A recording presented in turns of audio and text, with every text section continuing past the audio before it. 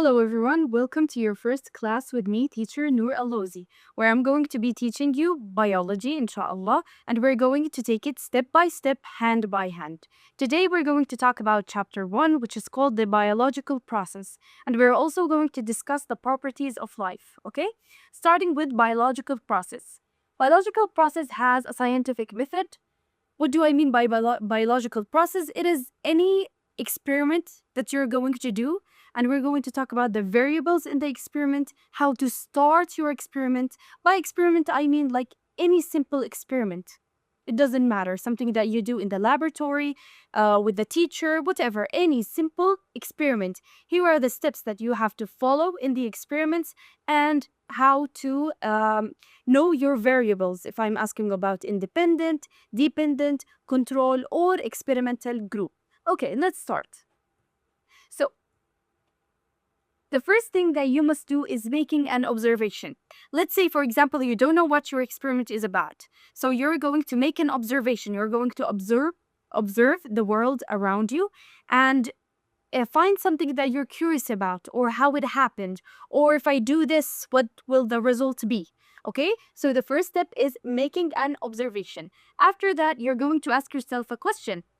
How do plants grow? Or do plants need pure H2O? Or if I can add to the H2O, the water, some sugar, would it help? Would it not help? So anything that you're curious about, or something that you feel if you add, it might improve or it might not improve, okay?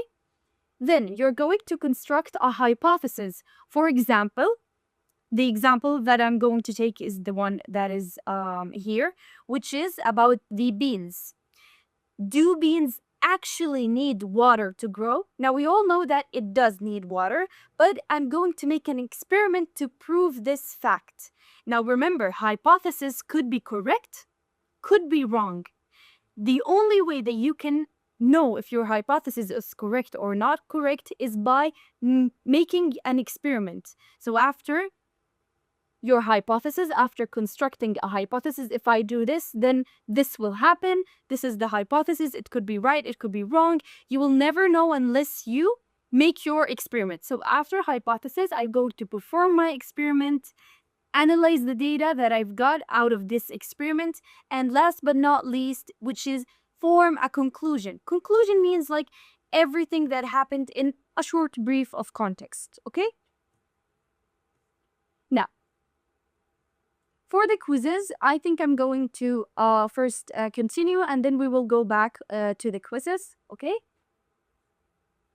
So, how are hypotheses tested? As we mentioned before, hypothesis can be tested by performing an experiment. Without experimenting your hypothesis, it will always stay a hypothesis, okay? Great. Now, what is a controlled experiment? Now, we always do what we call controlled experiment. Control, it means, for example, as I said, we're going to see if water affects the growth of plants. Control is the one with no change. Dependent with a no change, that I will not add anything to it. I will leave it alone, not adding anything. What is the use of control group or the controlled experiment? It is to compare.